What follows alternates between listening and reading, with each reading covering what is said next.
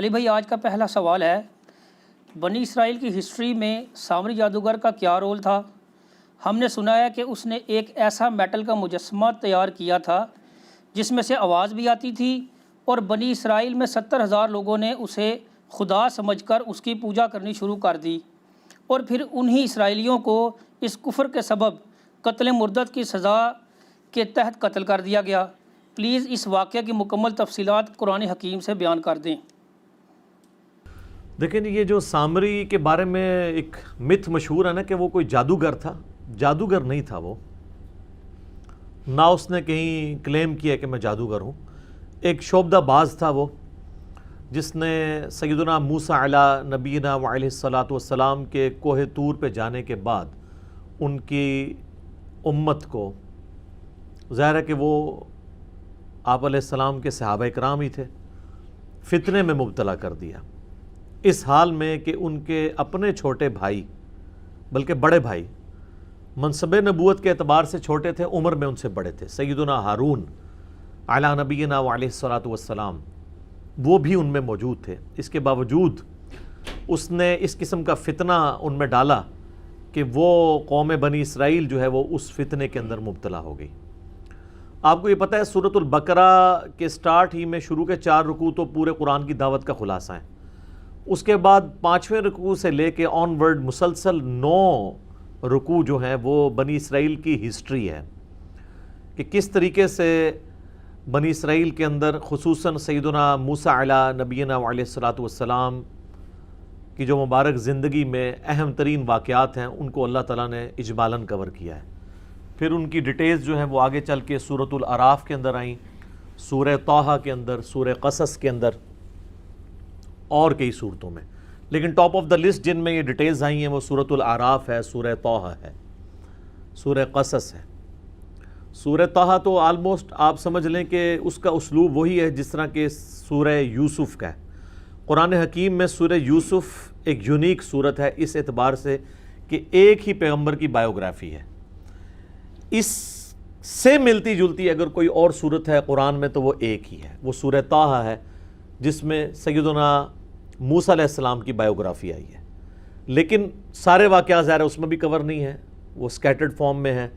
سورۃ البقرہ میں ذکر آیا، سورۃ الاعراف کے اندر ذکر آیا، سورہ طٰہٰ میں، سورہ قصص میں، سورہ الشعراء میں، اس کے علاوہ بھی کئی ایک صورتوں میں۔ موسیٰ علیہ السلام کا تو سب سے زیادہ قرآن حکیم میں ایز اے پیغمبر جو ہے وہ نام مبارک بھی آیا اور سب سے زیادہ تذکرہ بھی ان کا۔ اس کے پیچھے حکمت کیا ہے، اس پہ پچھلے دنوں میری ایک ویڈیو ریکارڈ ہوئی ہے کہ موسیٰ علیہ السلام کا سب سے زیادہ ذکر خیر کیوں ہے، لیکن آفٹر پروفٹ محمد صلی اللہ علیہ وآلہ وسلم ہے، ان کا نام زیادہ ہے لیکن تذکرہ نبی صلی اللہ علیہ وآلہ وسلم کا زیادہ ہے، کیونکہ آپ سیکنڈ پرسن کے طور پہ سامنے موجود تھے، اس لیے بار بار اس کا نام نہیں لیا جاتا جو سامنے موجود ہے۔ تو یہ جو سامری کا واقعہ ہے یہ سورہ طٰہٰ کے اندر ڈیٹیل کے ساتھ آیا ہے۔ قرآن حکیم کا یہ جو پورشن ہے اس کی ہم آیات کور کر لیتے ہیں۔ پارہ نمبر 16 کے اندر جا کے یہ سورہ طٰہٰ آتی ہے، سورت نمبر ہے 20، اس میں آیت نمبر ہے 83 سے لے کے 98 تک، اس میں یہ پورا واقعہ ہے۔ اس کو جلدی جلدی ہم کور کر لیتے ہیں تاکہ سمجھ آ جائے کہ یہ واقعہ ہوا کیا تھا۔ سورۃ البقرہ میں تو اس کا اجمالاً ذکر ہے، صرف اتنا کہ یہ جو لوگ مرتد ہوئے تھے جنہوں نے بچھڑے کو رب مان لیا تھا ان کی سزا اللہ تعالیٰ نے یہ مقرر کی تھی کہ ان کو قتل کیا جائے گا۔ تورات میں اس کا ذکر ملتا ہے کہ یہ 3000 کے قریب لوگ تھے، اب ظاہر ہے وہ ٹیمپرڈ فارم میں ہے، بعض اسرائیلی روایتوں میں 70,000 ہے، بعض یہ ہزاروں کی تعداد میں تھے جو ایک دن میں قتل کیے گئے تھے، اور ہر قبیلے والے کو کہا گیا تھا کہ وہ اپنے قبیلے کے اس بندے کو قتل کرے جس نے یہ کفر کیا ہے۔ بلکہ سورۃ البقرہ میں آیا کہ تمہارے رب کے حضور تمہاری توبہ کا طریقہ ہی یہ ہے کہ تم اپنوں کو قتل کرو، ہر قبیلے والے اپنے اپنے قبیلے والے ان لوگوں کو قتل کریں جو مرتد ہو گئے تھے۔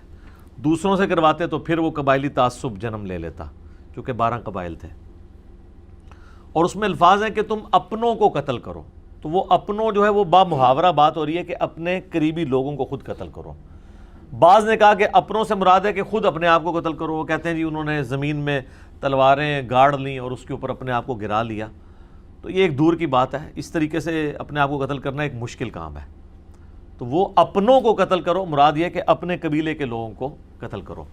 تو یہ قتل مرتد کی سزا تھی، اور اس میں الفاظ ہیں سورۃ البقرہ میں کہ یہ تمہارے رب کے حضور تمہاری توبہ کا ذریعہ ہے۔ باقی ڈیٹیل واقعہ کہ یہ کیوں ہوا تھا سورۃ الاعراف میں بھی ذکر ہے، لیکن جس شان کے ساتھ سورہ طٰہٰ میں آیا نا اور کسی صورت میں نہیں۔ آیت نمبر 83 سے اعوذ باللہ من الشیطان الرجیم وَمَا أَعْجَلَكَ عَنْ قَوْمِكَ يَا مُوسَى، اے موسیٰ تجھے کس چیز نے عجلت میں ڈالا کہ تو اپنی قوم کو چھوڑ کر میرے پاس آ گیا۔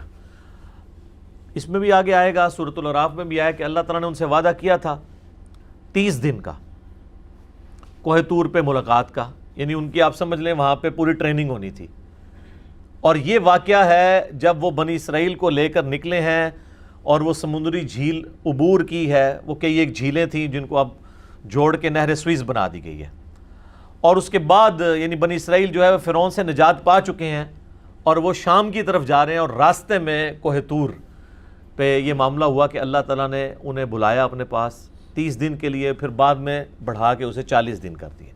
اسی سے وہ تبلیغی جماعت والوں نے بھی چلہ نکالا ہے نا کہ حضرت موسیٰ علیہ السلام کا بھی، پر او چلہ اور تھے اے چلہ اور، ٹھیک ہے جی، اس لیے کہ وہاں پہ تو کتاب اللہ سکھائی جا رہی ہے، یہاں علماء کی کتابیں سکھائی جاتی ہیں۔ تو حضرت موسیٰ علیہ السلام کے ساتھ جو وقت مقررہ طے ہوا تھا نا، حضرت موسیٰ علیہ السلام ظاہر ہے اللہ کے ساتھ اپائنٹمنٹ ہو، وہ تو ایک ایک لمحہ ان کا کس درد میں اور کرب میں گزرا ہوگا، تو موسیٰ علیہ السلام وقت سے پہلے ہی چلے گئے وہاں پہ کوہ طور پہ۔ لیکن اللہ تعالیٰ تو آپ کو پتہ ہے اپنے معاملہ، اللہ کا تو کوئی رشتہ دار نہیں ہے جو ہم بار بار بات کرتے ہیں، حتیٰ کہ سورہ یونس میں ہے کہ اللہ تعالیٰ فرماتا ہے یہ کبھی ہوا ہی نہیں ہے کہ ہم کسی قوم کے لیے عذاب کا فیصلہ کر دیں اور وہ عذاب اس سے ٹل جائے سوائے قوم یونس کے، اور وہ اس لیے کہ یونس علیہ السلام نے اللہ تعالیٰ کی وحی کا انتظار کیے بغیر اپنا وہ علاقہ چھوڑ دیا تھا۔ تو یہ جو یونس علیہ السلام کی اجتہادی خطا تھی، اس ڈیبٹ کو اللہ تعالیٰ نے ان کی قوم کے لیے کریڈٹ بنا دیا کہ عذاب کے آثار نمایاں ہو گئے، لیکن چونکہ یونس علیہ السلام پہ وحی نہیں آئی تھی تو وہ آیا وہ عذاب ٹل گیا، حالانکہ اللہ تعالیٰ ماتا ہے نہ اس سے پہلے نہ اس کے بعد کبھی نہیں ہوا کہ عذاب ٹلے، چونکہ پیغمبر نے اجتہادی خطا کی اس کا بینیفٹ ان کی امت کو مل گیا۔ لیکن موسیٰ علیہ السلام کے کیس میں پیغمبر نے اپنے حق میں بہتری چاہی کہ میں اپنے رب کے پاس پہلے چلا جاؤں، تو اس ڈیبٹ، اس کریڈٹ کا جو ڈیبٹ ہے وہ اس اعتبار سے امت کے اوپر پڑ گیا، ان کے اوپر خود بھی اس اعتبار سے کہ ان کے لیے تو ٹینشن تھی نا کہ ان کی قوم گمراہ ہوئی ہے۔ تو یہ وہ الفاظ ہیں وَمَا أَعْجَلَكَ عَنْ قَوْمِكَ يَا مُوسَى، اے موسیٰ تجھے کس چیز نے اجرت میں ڈال دیا تیری قوم کے بارے میں، قَالَ هُمْ أُولَٰئِ عَلَىٰ أَثَرِي وَأَعْجِلْتُ إِلَيْكَ رَبِّي لِتَرْضَىٰ، انہوں نے کہا کہ اے اللہ میری قوم میرے پیچھے نقش قدم پہ چلتی آ رہی ہے، وہ بھی میرے تک آ پہنچے گی، اور میں نے یہ جو اجرت اختیار کی تو اے میرے رب تیری رضا چاہنے کو، میں تو جلدی تیرے پاس آنا چاہتا تھا۔ اور آپ کو پتہ ہے اسی موقع پہ، یہاں تو نہیں ہے، سورۃ الاعراف میں ہے کہ انہوں نے اللہ تعالیٰ کی زیارت کی بھی تمنا کر دی تھی کہ اللہ میں تجھے دیکھنا چاہتا ہوں، تو اللہ تعالیٰ نے فرمایا کہ اس پہاڑ کی طرف، کوہ طور کی طرف دیکھ، اگر یہ قائم رہتا ہے نا پھر تو سوچنا تو مجھے دیکھ سکے گا، اور وہ پہاڑ جو ہے وہ ریزہ ریزہ ہو گیا اللہ تعالیٰ کی تجلی کی وجہ سے، اور اس کے انڈائریکٹ مشاہدے کی وجہ سے موسیٰ علیہ السلام بے ہوش ہو گئے۔ یہاں پہ وہ واقعہ سکپ ہے، لیکن وہ اسی 40 والا جو 40 دن کا چلہ آپ اسے کہہ لیں، اس کے اندر ہی یہ ہوا تھا۔ قَالَ فَإِنَّا قَدْ فَتَنَّا قَوْمَكَ مِن بَعْدِكَ وَأَضَلَّهُمُ السَّامِرِي، تو پھر اللہ تعالیٰ نے فرمایا کہ بے شک ہم نے تیرے بعد تیری قوم کو فتنے میں ڈال دیا، آزمائش کے اندر، اور انہیں سامری نے گمراہ کر دیا ہے۔ اب ظاہر گمراہ تو سامری نے کیا ہے، اور اللہ تعالیٰ کہہ رہے ہیں میں نے فتنے میں ڈال دیا۔ اس طرح کی جتنی قرآن پاک میں آیات ہیں نا جن کے اندر آیا کہ اللہ تعالیٰ گمراہ کر دیتا ہے، اس سے مراد یہ ہے کہ وہ لوگ خود گمراہی کمانا چاہتے ہیں تو اللہ تعالیٰ کی ڈیوائن مور ان کے اوپر لگتی ہے۔ اللہ نے تو آزمانا ہے انسان کو، وَلَنَبْلُوَنَّكُمْ بِشَيْءٍ مِّنَ الْخَوْفِ وَالْجُوعِ وَنَقْصٍ مِّنَ الْأَمْوَالِ وَالْأَنفُسِ وَالثَّمَرَاتِ، ہر طریقے سے اللہ تعالیٰ نے آزمانا ہے۔ تو ذریعہ کوئی بھی بن جاتا ہے، شیطان بھی ایک ذریعہ بنا ہوا ہے آزمائش کا۔ تو ان آیات کا مقصد یہ ہوتا ہے کہ اس سے یہ رزلٹ نکالنا چاہیے کہ اللہ تعالیٰ چاہتا تو اس فتنے کو ٹال بھی سکتا تھا، لیکن اللہ نے اس فتنے کو آزمائش بنا دیا، ورنہ زبردستی تو کوئی اس طریقے سے نہیں کر سکتا، نہ اللہ زبردستی کرتا۔ یعنی اگر اللہ تعالیٰ زبردستی کرنا چاہتا تو اس فتنے سے قوم کو ٹال سکتا تھا، لیکن ان کے لیے ایک آزمائش بن گئی۔ فرجع موسیٰ الی قومہ غضبان آسفا، پس موسیٰ علیہ السلام لوٹے اپنی قوم کی طرف غصے کی حالت میں اور غم کی حالت میں، غضب کی حالت میں۔ اچھا، اس سے یہ پتہ چل رہا ہے کہ وہ 40 دن کا جو ان کی اللہ کے ہاں صحبت تھی نا، اس کے اینڈ پہ اللہ تعالیٰ نے ان کو یہ بات بتائی ہے، ورنہ تو وہ 40 دن بھی ان کے بیچارے کے ٹینشن میں گزرتے، کس طرح وہ 40 دن گزارتے تو فوراً واپس ہی آتے گئے۔ یہ اینڈ پہ یہ بات کی ہے، کیونکہ اس کے ساتھ ہی ذکر ہے کہ وہ فوراً پلٹے، تو ظاہر ہے کہ وہ 40 دن گزارنے کے بعد پلٹے۔ قال یا قوم الم یعدکم ربکم وعدا حسنا، انہوں نے کہا میری قوم کیا تمہارے رب نے تم سے اچھا وعدہ نہیں کیا ہوا تھا؟ یعنی جو توحید کی بدولت ہمیشہ کی کامیابیاں تمہاری مقدر ہونے والی ہیں، کیا تم نے ان وعدوں کو جھوٹا سمجھ لیا کہ تم نے اتنی گری ہوئی حرکت کی کہ ایک بچھڑے کی عبادت شروع کر دی، اور وہ بھی میٹل کا بنا ہوا؟ افطال علیکم العہد ام اردتم ان یحل علیکم غضب من ربکم فاخلفتم موعدی، کیا تم پہ میرے جانے کے بعد اتنا لمبا عرصہ گزر گیا تھا کہ تم وہ عہد توڑ بیٹھے؟ میں کوئی ہزاروں سال کے لیے تو نہیں چلا گیا تھا، 40 دن کے لیے گیا ہوں، 40 دن میں تم نے پیچھے سے یہ معاملہ کر دیا، اور کوئی عام لوگ نہیں ہے، صحابہ ہیں، پیغمبر کی صحبت کی ہوئی ہے، اور ایک پیغمبر بھی بیچ میں موجود ہے، ہارون علیہ السلام۔ یا تم نے ارادہ کیا کہ تم خود اللہ کا عذاب اپنے اوپر حلال کر لو، اللہ کا غضب، اور تم نے میرے ساتھ جو وعدہ کیا تھا اس کی تم نے مخالفت کر دی۔ قالوا ما اخلفنا موعدک بملکنا ولکننا حملنا اوزارا من زینۃ القوم فقذفناها فکذلک القی السامری، وہ کہنے لگے کہ ہم نے کوئی آپ کے ساتھ وعدے کی مخالفت نہیں کی، بلکہ ہوا یہ کہ ہمارے پاس جو قوم کے زیورات ہم نے ان کا وزن اٹھایا ہوا تھا، ظاہر ایک لمبا پیریڈ ان کو سفر کرنا پڑ رہا ہے ریگستان میں، اور انہوں نے اپنی قوم کے جو زیورات اٹھائے ہوئے تھے، عورتوں نے بھی پوری زیورات میں لدی ہوئی تھی، تو وہ انہوں نے ارادہ کیا ہوگا کہ اسے ایک جگہ جمع کر دیا جائے تاکہ ایک ہی اونٹ پہ اسے رکھا جائے اور پگھلا کے اسے جمع کر کے ایک جگہ کمبائنڈ فارم میں آ جائے، اور بعد میں جس کا جتنا سونا اور چاندی ہے اتنا اسے توڑ کے دے دیا جائے گا۔ تو انہوں نے کہا ہم نے یہ جمع کیا اور وہ سامری کے پاس ڈال دیا، تو اس نے سامری نے پھر کام ڈال دیا اس کے ساتھ، اس نے آگ میں اسے ڈالا۔ فَأَخْرَجَ لَهُمْ عِجْلًا جَسَدًا لَهُ خُوَارٌ فَقَالُوا هَذَا إِلَٰهُكُمْ وَإِلَٰهُ مُوسَىٰ فَنَسِيَ، وَلِعَوْذُ بِاللَّهِ تعالیٰ۔ اس نے جو ہے وہ آگ میں ڈالا اور اس میں سے ایک چھوٹا سا میٹل کا بچھڑا بنا کے، جس طرح گائے کا بچہ ہے وہ نکالا، جس میں سے آواز بھی نکلتی تھی۔ یعنی یہ بیسیکلی تو پیچھے سے یہ بھی مصر کا رہنے والا تھا، اور جس طرح بانسری ہے آپ کو پتہ ہے کھوکھلی ہوتی ہے، اس میں ذرا سی ہوا چلے تو آواز نکل جاتی ہے، وہ آپ آواز خود منہ سے نکال رہے ہوتے ہیں، تو اگر تیز ہوا چلے اور اس طرح کہ اس کا ڈیزائننگ کی جائے تو اس میں سے بھی آواز نکلتی تھی۔ باتیں نہیں کرتا تھا وہ، بس سائیں سائیں کی آواز آتی تھی، اور وہ کہنے لگا کہ یہ ہے تمہارا الہ، اور موسیٰ کا الہ موسیٰ تو بھول گیا ہے۔ استغفر اللہ۔ افلا یرون الا یرجع الیہم قولا ولا یملک لہم ضرا ولا نفعا، اللہ تعالیٰ فرماتا ہے کہ انہوں نے اتنی بھی عقل نہیں استعمال کی کہ یہ ان سے باتیں تو کرتا ہی نہیں ہے، خالی آواز ہی نکل رہی ہے۔ ویسے میں کہتا ہوں کہ موسیٰ علیہ السلام کے ساتھی اس زمانے میں ہوتے ہیں تو انہوں نے ہزاروں کے حساب سے الہ بنا لینے تھے۔ آج تو کمپیوٹر کا دور ہے، موبائل کا دور ہے، گھر گھر ٹی وی لگے ہوئے ہیں، جو مرضی کرا لو، روبوٹاں نو ویکھ کے تو ویسے ہی سجدے ڈگ پینا سی، ٹھیک ہے۔ وہ روبوٹ تو آرٹیفیشل انٹیلیجنس کے ساتھ بھی ہیں، وہ بول بھی سکتے ہیں، یہ فرق ہے جناب۔ تو یہ کوئی اس کو صحابہ کی توہین نہ سمجھے، لوگوں کے دماغ میں فوراً کیڑا آنا شروع ہو جاتا ہے کہ موسیٰ علیہ السلام کے صحابہ کی توہین کر دی تو یہ اللہ نے توہین کی ہوئی ہے، یا نعوذ باللہ یہ واقعات اس لیے بیان کیے ہیں کہ ان کو بیان کرنا ہی حرام ہے، یا توہین مذہب کا الزام لگ جائے گا. یہ ساری کی ساری چیزیں اس لیے ہیں کہ تاکہ عبرت پکڑی جائے. تو اللہ تعالیٰ ماتا ہے انہوں نے یہ بھی نہیں دیکھا کہ وہ ان کے نفع نقصان کا مالک بھی نہیں ہے, نہ ان کے ساتھ وہ کلام کر سکتا ہے. وَلَقَدْ قَالَ لَهُمْ هَارُونُ مِنْ قَبْلِ, اور حضرت موسیٰ علیہ السلام کے آنے سے پہلے ہی ہارون علیہ السلام بھی ان پہ کوشش کر چکے تھے. انہوں نے اپنی قوم سے کہا یا قومی انما فتنتم بہ, اے میری قوم اللہ نے تمہیں اس کے ذریعے آزمایا ہے. اب اس میں چیز بھی کوئی ایسی نہیں تھی لیکن بس وہ آزمائش میں پڑ گئے. وَإِنَّ رَبَّكُمُ الرَّحْمَنُ فَاتَّبِعُونِي وَأَطِيعُوا أَمْرِي, تمہارا رب تو وہ رحمان ہے پس میری اتباع کرو اور میرے حکم کی جو ہے وہ میرے تابع فرمان بن جاؤ. تو ہارون علیہ السلام کی بات انہوں نے نہیں سنی. یعنی ہارون علیہ السلام کو تو پتہ تھا کہ یہ آزمائش ہے, لیکن دو گروہ بن گئے, دو پارٹیاں بن گئی. قالوا لن نبرح علیہ عاکفین حتی یرجع الینا موسیٰ, انہوں نے کہا کہ ہم اس وقت تک اس بت پہ, اس بچڑے کے اوپر اعتکاف کر کے دھیان رکھ کے بیٹھے رہیں گے یہاں تک کہ موسیٰ علیہ السلام آ کے ہمیں خود نہ منع کریں. جیسے یہاں بھی کئی لوگوں کو کہتے ہیں نا یار داڑھی رکھ لو, چھوٹی چھوٹی داڑھی رکھ لو. وہ کہتا ہے جی نبی علیہ السلام خود آ کے خواب میں اشارہ فرمائے تو میں انشاءاللہ میری نیت ہے.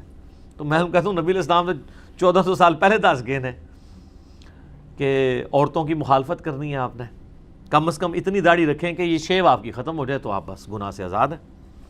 تو کہتے ہیں موسیٰ علیہ السلام آئیں گے وہ ہمیں کہیں تو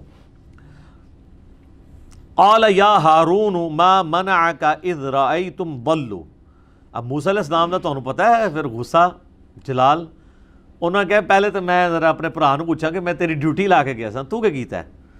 اے ہارون تجھے کس چیز نے منع کیا کہ تو اپنی قوم کو اس طرح گمراہ ہوتے ہوئے دیکھتا رہا؟ اللہ تتبعن, کہ تو میرے پیچھے ہی آ جاتا مجھے بتانے کے لیے کہ تواڈے ساتھیوں نے پیچھے کم پاتا ہے. افعصیت امری, کیا تو نے میرے حکم کی نافرمانی کی؟ قال یا ابن ام لا تأخذ بلحیتی ولا برأسی, انہوں نے کہا اے میرے ماں جائے, یعنی ایک محاورتاً بات کہ ہم دونوں کی ماں ایک ہے, یعنی ہم سگے بھائی ہیں آپس میں, مت کھینچ میری داڑھی اور میرے سر کے بالوں کو. یعنی موسیٰ علیہ السلام نے صرف آپ کو پتہ ہے ان کا تو جلال تھا صرف کہنے پہ نہیں ہے, انہوں نے ان کو سر کے بالوں سے, زلفوں سے اور داڑھی سے پکڑ کے نا خوب جھنجھوڑا. اچھا اس سے مٹھی داڑھی بھی ثابت ہو جاتی ہے کیونکہ چھوٹی داڑھی سے پکڑی نہیں جاتی. تو انبیاء کرام کی تو مٹھی ہوتی تھی لیکن چھوٹی بھی کوئی رکھ لیتا تو داڑھی کے حکم میں وہ شامل ہے. افضل یہ ہے کہ مٹھی رکھے. تو اے میرے بھائی میری داڑھی اور سر کے بالوں کو چھوڑ دے. انی خشیت ان تقول فرقت بین بنی اسرائیل ولم ترقب قولی. تو انہوں نے کہا کہ مجھے یہ ڈر ہوا کہ تو مجھے یہ نہ کہہ دے کہ تو نے جو ہے وہ میرے جانے کے بعد بنی اسرائیل میں تفرقہ بازی ڈال دی ہے, اور میرے جو تمہارے ذمہ میں ڈیوٹی کر کے گیا تھا تم نے وہ ڈیوٹی نہیں پوری کی. کہ ان کو یہ بھی خطرہ تھا کہ میں اگر نکل جاتا ہوں پیچھے حالات مزید نہ خراب ہو جائیں, تو میری موجودگی سے کم از کم میرے حامی جو ہیں وہ تو ایٹ لیسٹ اس کام سے رکے رہیں گے نا. تو موسیٰ علیہ السلام یہ اجتہاد کر رہے تھے کہ تمہیں مجھے آگے بتانا چاہیے تھا, ان کا اجتہاد یہ تھا کہ میں نکل جاتا آپ کو بتاتا اور پیچھے سے کام خراب ہو جاتا تو آپ نے پھر مجھے کہنا تھا کہ تو ادھر سے نکل کیوں آیا, تو اتنے ہی رہنا سی, میں آ ہی جانا سی, میں 40 دن واسطے گیا تھا. تو اچھا اس سے یہ بات پتہ چلی کہ اجتہادی معاملات میں پیغمبروں میں بھی اختلاف ہو سکتا ہے. یہ اجتہاد ہوتا ہے جس میں آپ دو رائے رکھ سکتے ہیں. قال فما خطبک یا سامری, اب موسیٰ علیہ السلام جو ہے نا اصل مجرم کی طرف ہوئے کہ ہاں بھی سامری تو سنا بھائی تو ایک کم پایا. قال بصرت بما لم یبصروا به فقبضت قبضة من اثر الرسول, وہ کہنے لگا کہ میں نے ایک ایسا منظر دیکھ لیا تھا جو باقی لوگوں نے نہیں دیکھا, کہ میں نے جو رسول فرشتہ یا موسیٰ علیہ السلام خود ہی جا رہے تھے, شاید جبرائیل علیہ السلام ساتھ ہوں, یعنی یہ اس کی سٹوری ہے. اس پہ بھی اب علماء کا اختلاف ہے. کئی علماء کا موقف یہ ہے کہ یہ اس نے ایک فرضی سٹوری بتائی ہے اپنے اس کو چھپانے کے لیے, کیونکہ جو آواز نکل رہی تھی وہ تو ہوا سے نکل جاتی ہے, یہ نہیں ہے کہ اس سے کچھ ہوا. بعض کہتے ہیں نہیں فزیکلی ہو سکتا ہے کہ اللہ تعالیٰ نے اس قوم کو فتنے میں ڈالنا تھا تو جبرائیل علیہ السلام کے گھوڑے کے جو جہاں جہاں پاؤں لگ رہے تھے وہاں کے اس نے کوئی مٹی اس میں سے اٹھا لی. فَنَبَذْتُهَا وَكَذَلِكَ سَوَّلَتْ لِي نَفْسِي, تو بس اس نے اس میں اس کو ڈال دیا. وہ کہتا ہے یہ میرے جی نے مجھے یہی پٹی پڑھائی تھی. قَالَ فَاذْهَبْ فَإِنَّ لَكَ فِي الْحَيَاةِ أَن تَقُولَ لَا مِسَاس. تو موسیٰ علیہ السلام نے اسے بددعا دی کہ نکل جا, دفع ہو جا ادھر سے. اب پوری زندگی یہ تیری سزا ہے کہ تو لوگوں سے یہ کہے کہ مجھے کوئی نہ چھوئے. اس کو اللہ تعالیٰ نے ایک بیماری لگا دی. بعض کہتے ہیں جزام کی بیماری تھی, اور ایسا جزام لگا, کوڑ کا مرض ہوا کہ اگر اس کو کوئی ہاتھ ٹچ کرتا تھا نا تو اس کو بھی تیز بخار ہوتا تھا, اور جو ہاتھ لگاتا تھا اس کو بھی تیز بخار, یعنی اسے بھی اس اذیت سے گزرنا پڑتا تھا. تو ہر وقت اس کی زبان پہ یہ ہوتا تھا مجھے کوئی ہاتھ نہ لگائے, مجھے کوئی ہاتھ نہ لگائے. یعنی اس کے ہاتھوں نے جو غلط کام کیا تو اللہ تعالیٰ نے اسے یہ سزا اس پہ مسلط کر دی پوری زندگی کے لیے. وَإِنَّ لَكَ مَوْعِدًا لَن تُخْلَفَهُ وَانظُرْ إِلَىٰ إِلَٰهِكَ الَّذِي ظَلْتَ عَلَيْهِ عَاكِفًا. اور ان کا کہ بے شک تیرے ساتھ جو وعدہ ہے نا اس کی کوئی خلاف ورزی نہیں ہوگی, دنیا میں بھی عذاب, آخرت کا بھی عذاب ابھی تیرا باقی ہے. اور اب دیکھ کہ میں تیرے بنائے ہوئے اس جھوٹے الہ کے ساتھ کیا کرتا ہوں جس کے اوپر تم لوگ اعتکاف کر کے بیٹھے ہوئے تھے. لَنُحَرِّقَنَّهُ ثُمَّ لَنَنْسِفَنَّهُ فِي الْيَمِّ نَسْفًا. میں اس کو آگ لگاؤں گا اور اس کی راکھ جو ہے سمندروں میں, خشکیوں میں بکھیر دوں گا. یعنی وہ جو بچڑا بنایا ہوا تھا اس کو وہ ختم ہی کر دیا, وہ زیور بھی ان سے جاتے رہے. ظاہر ہے یہی کچھ ہی ہونا چاہیے تھا جو کچھ انہوں نے کیا. انما الہکم اللہ الذی لا الہ الا ہو. تمہارا الہ تو نہیں ہے مگر وہی ایک اللہ, صرف وہ ایک اللہ جس کے سوا کوئی معبود نہیں ہے. وسع کل شیء علما, اور اللہ تعالیٰ نے اللہ یعنی وہ ہستی ہے جس کے علم کی وسعت نے ہر چیز کو گھیرا ہوا ہے. كَذَلِكَ نَقُصُّ عَلَيْكَ مِنْ أَنْبَاءِ مَا قَدْ سَبَقَ. اے نبی علیہ السلام اس طریقے سے ہم آپ کے اوپر وہ واقعات بیان کر رہے ہیں جو آپ سے پہلے گزر چکے ہیں. وَقَدْ آتَيْنَاكَ مِن لَدُنَّا ذِكْرًا, اور بے شک ہم نے آپ کو اپنی طرف سے ایک نصیحت والی چیز یعنی قرآن عطا فرمایا. یعنی یہ نبی علیہ السلام کے نبی ہونے کی دلیل ہے کہ آپ علیہ السلام کی پیدائش سے 1400 سال پہلے کا یہ واقعہ ہے. حضرت موسیٰ علیہ السلام کا یہ جو پورا واقعہ ہے, اور وہ نبی علیہ السلام جنہوں نے کوئی دنیاوی تعلیم حاصل نہیں کی ہوئی, اس کے باوجود ان واقعات کو ٹائنیز ڈیٹیل تک ایکوریسی کے ساتھ بیان کر رہے ہیں. یہ نبی علیہ السلام کے نبی ہونے کی دلیل ہے. باقی اس کا ایک پہلو ہے کہ یہ تو قرآنک ورژن ہے اس واقعے کا. ایک اس کا ورژن ہے جو تورات اولڈ ٹیسٹمنٹ میں موجود ہے, وہ مختلف ہے. اس میں تو معاذ اللہ انہوں نے حضرت ہارون علیہ السلام کے اوپر الزام لگایا کہ انہوں نے یہ بچڑا بنا دیا تھا. جی ہاں, پھر اس میں کنٹراڈکشن بھی ہے. اس میں آپ اگر مولانا مودودی رحمہ اللہ تعالیٰ کی جو تفسیر ہے تفہیم القرآن وہ آپ پڑھیں, انہوں نے دونوں کو کمپیئر کروا کے بتایا کہ کس طریقے سے تورات کے اندر یہ ٹیمپر کیا گیا ہے, اور تورات میں آنے والے اس واقعے میں خود اتنا کنٹراڈکشن پایا جاتا ہے کہ وہ خود ایک طرح کا واقعہ بیان نہیں کرتا. اور انہوں نے بتایا کہ اگر یہ بات ہوتی تو ہارون علیہ السلام کو سب سے پہلے سزا دی جاتی, کیونکہ قتل مرتد کی سزا اگر ان لوگوں کو ہو رہی ہے تو جس نے بنایا تھا تو اس کو سزا نہیں ہوئی.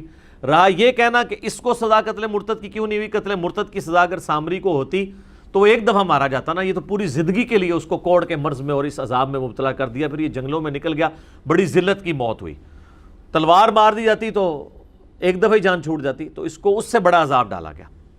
پھر بعض اوقات جو اسرائیلی علماء ہیں یہودی وہ کہتے ہیں نہیں, یہ ہارون کا جو نام آیا نا تورات کے اندر, اس سے مراد یہ والا ہارون نہیں ہے, وہ سامری کا لقب سامری تھا, اس کا نام بھی ہارون تھا.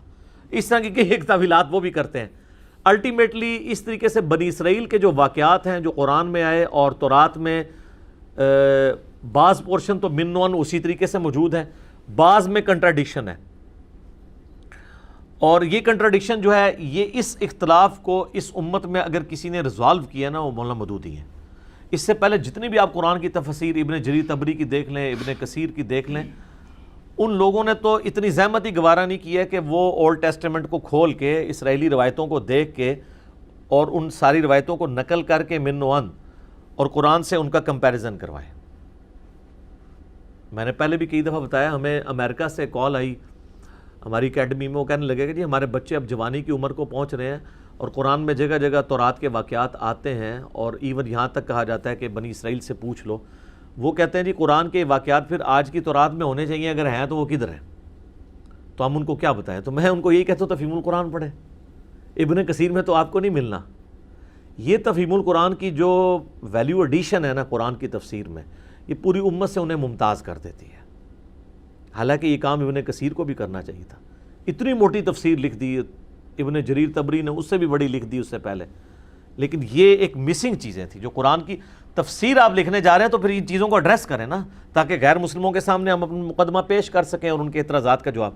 مودودی صاحب کیا کرتے ہیں کہ قرآن میں جو واقعات آئے بنی اسرائیل کے، چاہے یوسف علیہ السلام کے واقعات ہوں، موسیٰ علیہ السلام کے واقعات ہوں، ان سارے واقعات میں کہاں کہاں قرآن غلطی نہیں کھاتا اور تورات میں وہ کنٹراڈکشن کی وجہ سے غلطی ہیں وہ ہائی لائٹ کرتے ہیں۔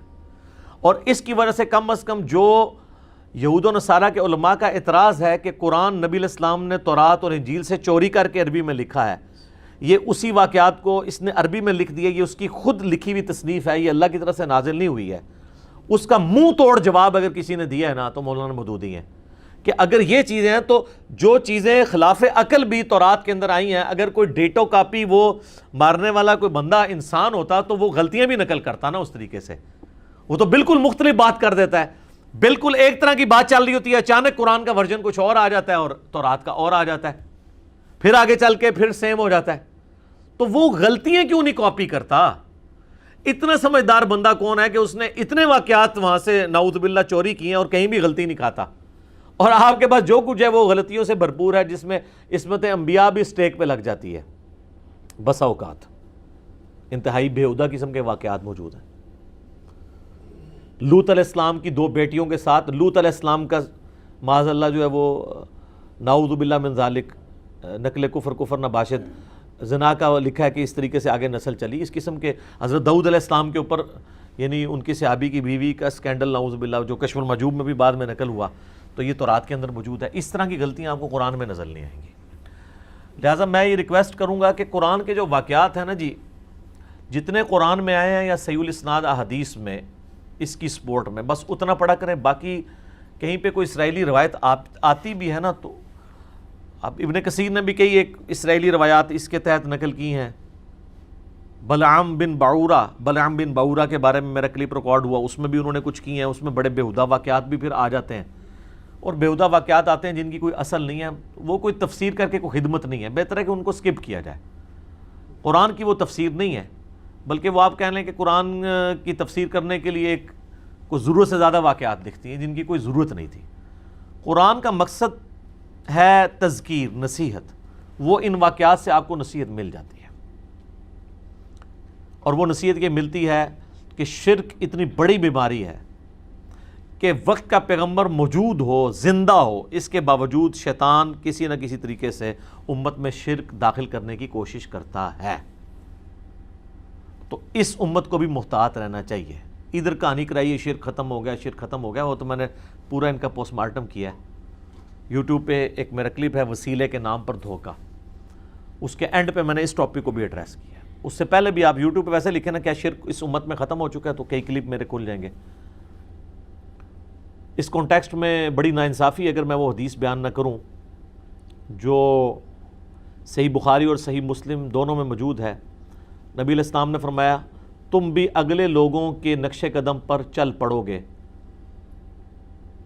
قدم با قدم، بالشت بر بالشت، حتیٰ کہ اگلے لوگوں میں سے کوئی گوہ کے سوراخ میں داخل ہوا تو تم بھی یہی کام کرو گے۔ صحابہ کرام نے پوچھا یہ اگلے لوگوں سے مراد کیا یہود و نصارہ ہیں؟ آپ نے فرمایا اگر وہ مراد نہیں تو کون سے لوگ مراد ہیں؟ مراد یہ کہ یہود و نصارہ کی خرابیاں جو تھیں وہ اس امت میں بھی آئیں گی۔ ظاہر ہے بیسک ہیومن انسٹنکٹ تو وہی ہے، اس وقت بھی سیکس پوٹنٹ جذبہ تھا، آج بھی، اس وقت بھی دنیا کی حکمرانی ایک انسان کی بہت بڑی ول ہوتی تھی، آج بھی ہے۔ اسی لیے دیکھیں الہامی کتابیں کبھی پرانی نہیں ہوتی ہیں، کیونکہ الہامی کتابیں انسانی نفسیات کے ساتھ ڈیل کرتی ہیں۔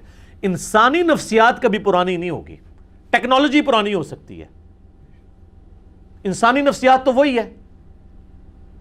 ماں باپ کا رشتہ آج سے 10,000 سال پہلے بھی تھا، اب بھی ہے۔ میاں بیوی کا رشتہ آج سے 10,000 سال بھی تھا پہلے، آج بھی ہے۔ حکمرانی کی لالچ اور تڑپ آج سے 10,000 سال پہلے بھی تھی، آج بھی موجود ہے۔ سیکس، شہوات، یہ جو فتنہ ہے یہ آج سے 10,000 سال پہلے بھی انسان میں تھا، آج بھی ہے، آئندہ بھی رہے گا۔ الہامی کتابیں کبھی پرانی نہیں ہوتی ہیں، اس لیے ان کو چینج کرنے کی ضرورت نہیں پڑتی، یہ انسانی نفسیات کے ساتھ ڈیل کرتی ہیں۔ تو نبی علیہ السلام فرمایا میری امت بھی وہی کام کرے گی۔ اس میں بعض لوگوں نے دھوکہ دیا کہ جی اس سے مراد یہود و نصارہ کا فیشن ہے، تو میں نے بتایا کہ جامعہ ترمذی میں اس کا شان ارشاد اور وہ موقع موجود ہے جب آپ نے یہ فرمایا تھا۔ جامعہ ترمذی میں حدیث ہے، غزوہ حنین کے موقع پر نبی علیہ السلام کی وفات سے 2-2.5 سال پہلے، فتح مکہ کے بعد 8 ہجری میں یہ ہوئی ہے غزوہ حنین، اسی سال ہوئی ہے۔ صحابہ کرام جب غزوہ حنین کے لیے جا رہے تھے تو راستے میں ایک درخت آیا جسے ذات انواد کہا جاتا تھا۔ مشرکین عرب جنگوں میں فتح پانے کے لیے اپنا اسلحہ برکت کے لیے وہاں لٹکاتے تھے، جس طرح آج درباروں کے اوپر آپ لوگ بھی جا کے ٹاکیاں لٹکاتے ہیں، سیم وہی انالوجی۔ تو صحابہ نے کہا یا رسول اللہ آپ ہمارے لیے بھی کوئی اس طرح کا درخت مقرر کر دیں، برکت ہم اس سے حاصل کریں۔ آپ نے کہا سبحان اللہ۔ یہ جب نبی علیہ السلام اس طرح کے موقع فرماتے تھے یہ آپ کے جلال کا اظہار ہوتا، اللہ پاک ہے، کیا شرکیہ بات ہے، یہ محذوف ہے، سبحان اللہ عما یشرکون، یہ بریکٹ میں ہے۔ آج تو تم نے وہی بات کر دی جو موسیٰ علیہ السلام کے ماننے والوں نے کی تھی، کہ جب وہ ایک جگہ سے گزرے اور انہوں نے دیکھا کہ کچھ لوگ بتوں پہ اعتکاف کیے ہوئے بیٹھے ہیں، انہوں نے کہا اے موسیٰ آپ ہمارے لیے بھی ایک بت مقرر کر دیں اللہ کا، اس کے اوپر ہم دھیان کر کے بیٹھ جائیں۔ تو حضرت موسیٰ علیہ السلام نے کہا تھا اے اللہ اس جاہل قوم سے میں تیری پناہ میں آتا ہوں، سورۃ الاعراف آیت نمبر 138۔ اچھا حضرت موسیٰ نے اسی وقت بھانپ لیا تھا یہ جاہل قوم ہے۔ یہ جو اعتکاف والا جو واقعہ ہوا تھا نا کہ انہوں نے ریکویسٹ کی تھی، یہ ان کے بچڑے کو خدا بنانے سے پہلے ہو چکا ہوا تھا واقعہ۔ اس کے بعد جب انہوں نے دال لگا انہوں نے کام پا ہی لیا سامری کے ذریعے۔ تو نبی علیہ السلام نے اس موقع پہ جامعہ ترمذی میں آتا ہے کہ فرمایا کہ تم بھی اگلے لوگوں کے پیچھے چل پڑو گے، یعنی جو شرکیہ عقائد اور مشرکانہ رسومات اگلی قوموں میں تھی اس قوم میں بھی آئیں گی اس امت میں۔ تو سر دیکھ لیں کوئی ایک بات بتائیں جو اگلی قوموں میں تھی اور یہاں پہ موجود نہیں ہے، کوئی ایک چیز بتائیں۔ اگر وہ بتوں کے آگے جھکتے تھے تو آپ کے لوگ بھی قبروں میں جا کے سجدے کر رہے ہیں۔ فزیکلی وہ بت نہیں بنایا لیکن کسی اور فارم میں تو بنا ہی لیا نا، اور ان مزاروں پہ رکھے ہوئے پتھروں کو چاٹتے ہیں۔ اور تو اور آپ کے پرائم منسٹر صاحب کتنے پڑھے لکھے بندے ہیں، وہ فرید الدین گنج شکر کے مزار کے اوپر جا کے ان کی وائف نے انہیں گرا دیا ہے، ایک پڑھے لکھے بندے کو جس نے اسلامک ہسٹری کے اوپر کتاب لکھی ہوئی ہے، جو ہمیں جو ہے وہ لیکچرز کے اندر جو ہے وہ جنگ یرموک اور قادسیہ، رومنز اور پرشین امپائر کی جنگوں کے حوالے دیتے ہیں، اور کہاں پہ بھی اس پہ میری ویڈیو آ گئی تھی۔ تو یہ نیچے تک چیزیں ٹریول کرتی ہیں۔ پھر تو اس واقعے سے آپ نے یہ عبرت حاصل کرنی تھی کہ شرک اتنی خطرناک چیز ہے کہ وہ کسی بھی وقت داخل ہو سکتی ہے، حتیٰ کہ وقت کا پیغمبر بھی موجود ہونا تب بھی یہ داخل ہو سکتی ہے۔ تو سر آج تو پیغمبر موجود نہیں ہے، تو آج بھی داخل ہوگی اور ہوئی بھی نظر بھی آتی ہے۔ اذانیں شروع ہو چکی ہیں، بقیہ کے سوالات انشاءاللہ تعالی اذان کے وقفے کے بعد۔